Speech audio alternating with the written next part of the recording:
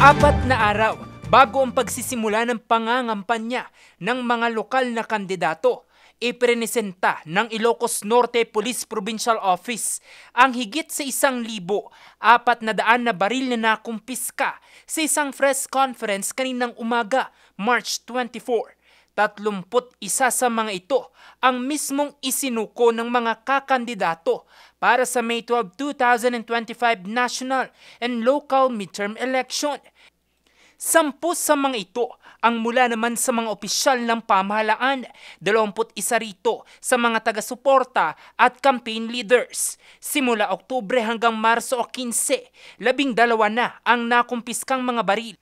13 naman ang naaresto dahil sa kawalan ng kaukulang papeles at direktang paglabag sa election gun ban. So these firearms were some of it came from our very cooperative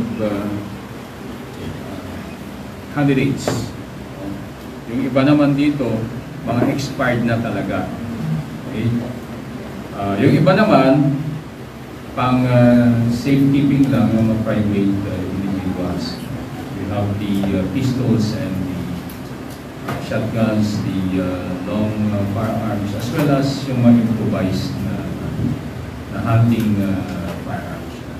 Ang bilang na ito, pagpapakita raw ng sinseridad ng mga kakandidato para sa payapa, may integridad at may kredibilidad na halalan sa probinsya.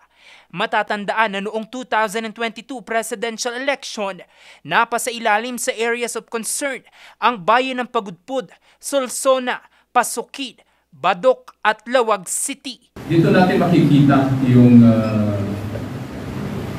collaboration ng PNP at saka ng ating mga kandidato, as well as yung mga civilian po na nagtitiwala po sa atin para